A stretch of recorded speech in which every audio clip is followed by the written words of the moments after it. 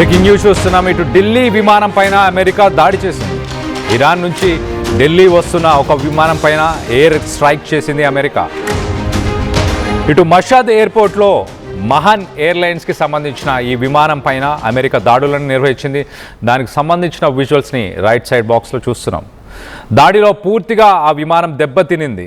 ఇటు యుద్ధంలో నష్టపోయిన ఇరాన్కి ఇండియా హ్యుమానిటేరియన్ ఎయిడ్ అంటే మానవతా సాయంతో ఇటు మందులు అలాగే వైద్య పరికరాలను రవాణా కోసం వీటన్నిటిని తీసుకెళ్లడానికి ఇండియా రాబోయే ఆ విమానం పైన అమెరికా దాడులు చేసింది. దాడిపై ఇప్పటికీ ఎటువంటి ప్రకటన అమెరికా చేయలేదు. కానీ ఎయిర్పోర్ట్లో ఆగి ఉన్న సమయంలో ఆ ఎయిర్పోర్ట్లో ఉన్న ఆ ఎయిర్లైన్స్ని దాడి చేసిన విజువల్స్కి సంబంధించి మనం చూస్తున్నాం. బిఫోర్ ఆఫ్టర్ మొదటగా అది అక్కడ పార్క్ చేసి ఉన్న సమయంలో ఇమేజ్, అలాగే దాన్ని స్ట్రైక్ చేసిన ఇమేజ్.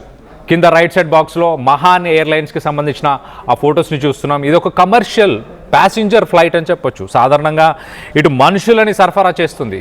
కానీ హ్యుమానిటేరియన్ ఎయిడ్ కింద ఇటు ఇరాన్లో ప్రస్తుతానికి నెలకొన్న పరిస్థితులు అంటే అక్కడ హాస్పిటల్స్, అక్కడ ఇన్ఫ్రాస్ట్రక్చర్, అక్కడ మందుల అవైలబిలిటీ, మెడిసిన్స్ అవైలబిలిటీ ఇవన్నీ కొరత ఏర్పడడంతో ఇండియా నుంచి ఇటు మెడికల్ ఎక్విప్మెంట్ అలాగే మెడిసిన్స్ని తీసుకెళ్లడానికి రెడీగా ఉన్న ఫ్లైట్ని అమెరికా టార్గెట్ చేసింది.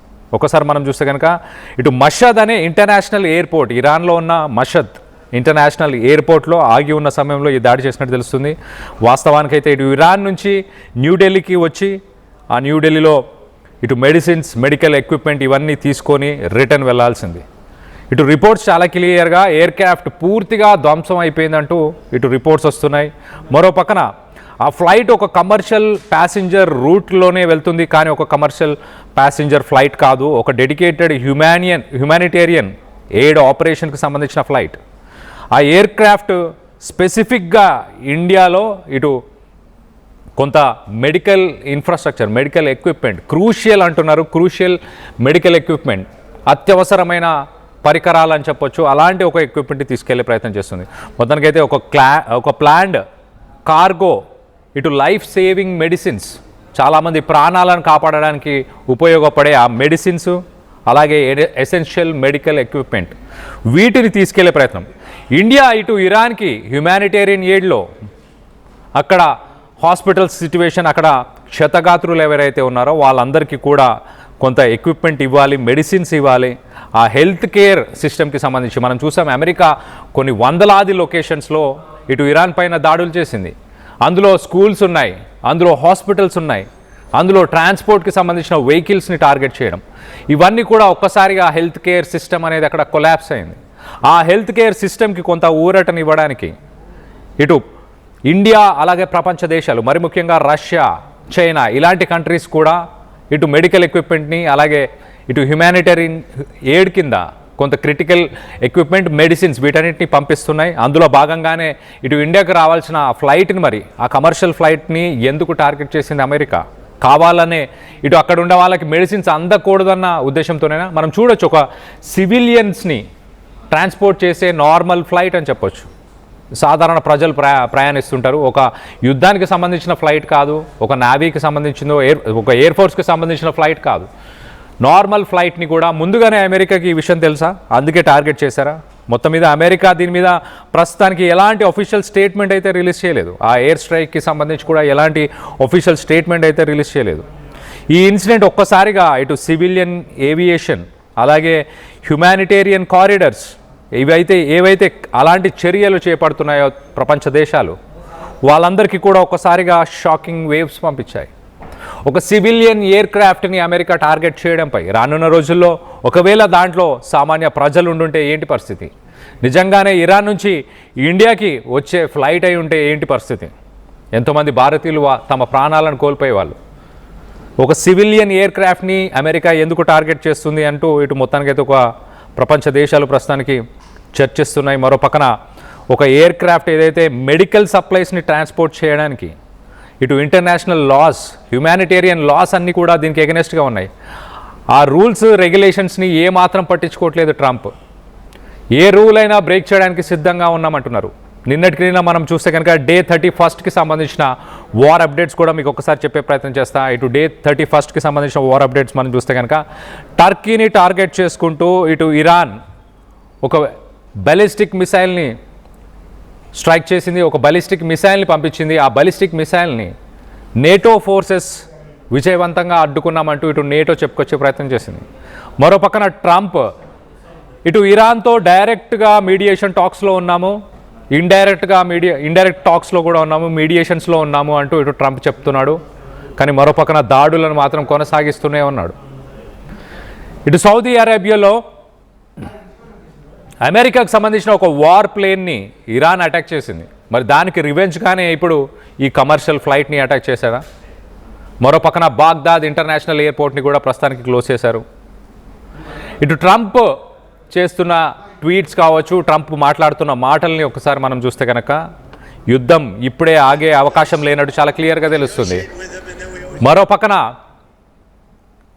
పక్కన ఇటు ఆయిల్ ప్రైజెస్ ఇటు యుద్ధం ఆగట్లేదు అన్న సంకేతాలు చాలా క్లియర్గా కనిపిస్తున్నాయి. దాని ఆఫ్టర్ ఎఫెక్ట్స్ చాలా క్లియర్గా ఇటు ఆయిల్ ప్రైజెస్ పైన చూపించబోతున్నాయి. ఆయిల్ ప్రైజెస్ రానున్న రోజుల్లో కూడా ఇంకా ఇంక్రీజ్ అవ్వబోతున్నాయి అంటూ చాలా క్లియర్గా సంకేతాలు తెలుస్తున్నాయి ఇప్పుడు ప్రస్తుతానికి. సో ఢిల్లీకి రాబోతున్న ఆ ఫ్లైట్ని ఒక హ్యుమానిటేరియన్ ఎయిడ్ ఇంటర్నేషనల్ లాస్ కూడా చాలా క్లియర్గా మెన్షన్ చేస్తున్నాయి. ఒక సివిలియన్ ఎయిర్ క్రాఫ్ట్ని టార్గెట్ చేయకూడదంటూ. అయినా కూడా ట్రంప్ ఏమాత్రం లెక్క చేయట్లేదు. 2-3 రోజుల కింద కూడా మనం చూస్తే కనుక ట్రంప్ ఇటు స్ట్రైట్ ఆఫ్ హార్మోజ్ని ఓపెన్ చేయకపోతే ఇరాన్కి ఒక వార్నింగ్ ఇచ్చే ప్రయత్నం చేశాడు. చాలా క్లియర్గా ఇరాన్లో ఉన్న అన్ని పవర్ ప్లాంట్స్ని టార్గెట్ చేస్తాం, అన్ని డీసాలినేషన్ వాటర్ ప్లాంట్స్ని టార్గెట్ చేస్తాం, అలాగే ఆయిల్ రిఫైనరీస్ని కూడా టార్గెట్ చేస్తామంటూ ఇటు ట్రంప్ చెప్పుకొచ్చే ప్రయత్నం చేస్తున్నాడు. ఒక పక్కన చర్చల కోసం సిద్ధంగా ఉన్నాము, ఆల్రెడీ మీడియేషన్కి సంబంధించిన చర్చలు నడుస్తున్నాయి, మీడియేషన్ టాక్స్ నెగోషియేషన్ నడుస్తుంది ఆల్రెడీ అంటూ చెప్తున్నాడు. ఇంకో పక్కన వార్నింగ్స్ ఇచ్చే ప్రయత్నం చేస్తున్నాడు. ట్రంప్ చేస్తున్న ఈ చర్యల వల్ల ప్రస్తుతానికి ఇటు ఇరాన్ స్ట్రైట్ ఆఫ్ హార్మోజ్ని పూర్తిగా క్లోజ్ చేసింది. ఓన్లీ మిత్ర దేశాలకి మాత్రమే ఆ స్ట్రైట్ ఆఫ్ హార్మోజ్ యాక్సెస్ ఉంటుంది, మిగతా ప్రపంచ దేశాలకి ప్రస్తుతానికి యాక్సెస్ ఇవ్వమంటూ ఇరాన్ తేల్చి చెప్పింది.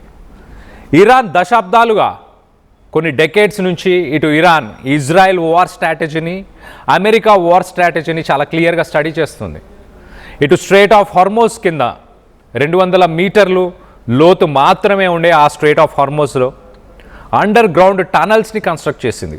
ఆ టనల్స్ నుంచి ఇటు మిసైల్స్ని సంధించవచ్చు, ఇటు మైన్స్ ఆల్రెడీ ఏర్పరిచి ఉంది. ఏ క్షణమైనా 100% కంట్రోల్, ఇటు పైన స్పీడ్ బోట్స్ని అటాక్ చేసి ఆ స్ట్రైట్ ఆఫ్ హార్మోజ్ని ఇటు అమెరికా అలాగే ఇజ్రాయెల్ వాళ్ళు కైవసం చేసుకోకుండా చాలా క్లియర్గా కొన్ని దశాబ్దాలుగా ప్లాన్ చేస్తూ వచ్చింది.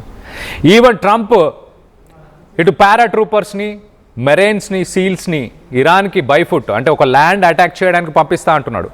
ల్యాండ్ అటాక్ కోసం పంపిస్తే కనుక ప్రతి అమెరికన్ సోల్జర్ వెనకకి ఒక శవపేటికలో మాత్రమే వెనకకు వెళ్తారు, ఒక కాఫిన్లో వెనకకు వెళ్తారు అంటూ కాన్ఫిడెంట్గా ఇరాన్ స్టేట్మెంట్ ఇస్తుంది.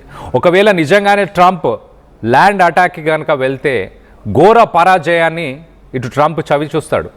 ఘోర పరాజయాన్ని ఇటు అమెరికన్ సోల్జర్స్ వాళ్ళందరూ కూడా ఈ చేదు అనుభవాన్ని వాళ్ళందరికీ కూడా మిగిలబోతుంది. ఎందుకు అనంటే ఇటు ఇరాన్కి సంబంధించిన జాగ్రఫీ మనం ఒకసారి చూస్తే కనుక కొండ పర్వతాలు, అందులో ఎడారులు, ఇలాంటి లొకేషన్స్. అలాగే ఇరాన్కి సంబంధించిన గవర్నెన్స్ మనం చూస్తే కనుక 61 డివిజన్స్ ఉన్నాయి. ఆ డివిజన్స్ అన్నీ కూడా డీసెంట్రలైజ్డ్. అంటే ఏ రాష్ట్రానికి ఆ రాష్ట్రం ఎలా అయితే ఇండిపెండెంట్గా ఉండొచ్చో ఆర్మీ కూడా ప్రతి రాష్ట్రానికి కనుక ఇప్పుడు ఇండియా మనం ఒక ఎగ్జాంపుల్ తీసుకుంటే ప్రతి రాష్ట్రానికి ఆ రాష్ట్రానికి సరిపడా ఆర్మీ, దానికి సరిపడా వెపన్స్, ఆ వెపన్స్ని రెడీ చేసుకోవడానికి కావాల్సిన అమ్యునేషన్ని రెడీ చేసుకోవడానికి కావాల్సిన ఫ్యాక్టరీస్ ప్రొడక్షన్ కావచ్చు. అంటే కేంద్ర ప్రభుత్వం నుంచి కమాండ్స్ రాకపోయినా ఇండిపెండెంట్గా స్టేట్స్ ఇక్కడ ఇండియాలో ఫంక్షన్ చేస్తే ఎలా ఉంటుందో అలాంటి సిచ్యువేషన్ ప్రస్తుతానికి ఇరాన్లో ఉంది. కేంద్ర ప్రభుత్వం నుంచి అంటే హయ్యర్ సెంట్రల్ కమాండ్ నుంచి ఎలాంటి ఇన్స్ట్రక్షన్స్ రాకపోయినా కూడా ఇరాన్ ఇండిపెండెంట్గా ప్రతి డివిజన్, ప్రతి స్టేట్ అక్కడ ఉన్న రాష్ట్రాలు అనుకోవచ్చు, ఒక రకంగా డివిజన్స్ అంటారు, ఆ డివిజన్స్ అన్నీ కూడా ఇండిపెండెంట్గా వర్క్ చేస్తాయి. సో అలాంటి ఒక సామర్థ్యాన్ని ఇటు ఇరాన్ కొన్ని సంవత్సరాల నుంచి బిల్డ్ చేసుకుంటూ వచ్చింది. అలాగే ఇజ్రాయెల్ గతంలో జూన్ 2025లో చేసిన దాడులు 12 రోజులు ఏదైతే ఆపరేషన్ మిడ్ నైట్ హ్యామర్ అంటూ ఇటు అమెరికా ఇజ్రాయెల్ కలిసి చేసిన దాడులు ఏవైతున్నాయో ఆ దాడులను వాటన్నిటిని కూడా చాలా క్లియర్గా స్టడీ చేశారు. ఇరాన్ ఏం చేస్తుంది, ఇనిషియల్గా ఏం చేస్తుంది, ఒకవేళ ల్యాండ్ మీద అటాక్ చేస్తే అమెరికా ఏం చేస్తుంది, ఇవన్నీ కూడా స్టడీ చేశారు. కాబట్టే ఇటు దేనికైనా సిద్ధం, అమెరికన్ సోల్జర్స్ ఇక్కడ అడుగు పెడితే వెనకకి తిరిగి వెళ్ళే అవకాశం లేదంటూ మొత్తానికైతే ఇరాన్ చాలా కాన్ఫిడెంట్గా ఒక స్టేట్మెంట్ అయితే ఇచ్చింది. ఇటు ఆ మహాన్ అనే ఎయిర్లైన్స్కి సంబంధించి ఒక సివిలియన్ ఎయిర్ క్రాఫ్ట్ని టార్గెట్ చేయకూడదు అంటూ ఇటు ఇంటర్నేషనల్ లాస్ చెప్తున్నాయి, ఇటు హ్యుమానిటేరియన్ లాస్ కూడా చెప్తున్నాయి. అయినా కూడా ట్రంప్ ఎయిర్పోర్ట్లో పార్క్ చేస్తున్న ఒక ఢిల్లీకి రావాల్సిన ఒక ఫ్లైట్, ఆ ఫ్లైట్లో మెడికల్ సప్లైస్, ఇటు medicines, medical equipment, critical equipment ఇలాంటి వాటిని ఇండియా పంపించాలనుకుంది. మొత్తానికైతే ముందుగానే పసిగట్టాడో లేదో ఏమో ట్రంప్, కానీ దాన్ని కూడా దాడి చేశాడు. దీన్ని ప్రస్తుతానికి అందరూ ఖండిస్తున్నారు. దీనికి సంబంధించి మీరేమనుకుంటున్నారు? రానున్న రోజుల్లో ట్రంప్ ల్యాండ్ అటాక్ చేస్తాడని మీరు భావిస్తున్నారా? ఆయిల్ ప్రైజెస్ ఇంకా ఇంక్రీజ్ అయ్యే అవకాశం ఉందా? ఒకవేళ ల్యాండ్ అటాక్ చేసి ఆయిల్ ప్రైజెస్ ఇంక్రీజ్ అవుతే కనుక ఒక గ్లోబల్ రిసెషన్, ఆర్థిక సంక్షోభం అనేది అమెరికాకు రాబోతుంది. ఒక్కసారి అమెరికాకు వస్తే ప్రపంచ దేశాలని అది ఖచ్చితంగా ఎఫెక్ట్ చేయబోతుంది. దీనికి సంబంధించి మీ అభిప్రాయాలు ఏంటి? ట్రంప్ చర్యలని ఎలా చూడాలి? అలాగే యుద్ధం ఇంకా కొనసాగుతుందని మీరు భావిస్తున్నారా? ఆయిల్ ప్రైసెస్ ఇంక్రీజ్ అయ్యే అవకాశం ఉందని మీరు భావిస్తున్నారా? దీనికి సంబంధించి మీ అభిప్రాయాలు ఏంటనేది కింద కామెంట్ రూపంలో తెలియపరచండి.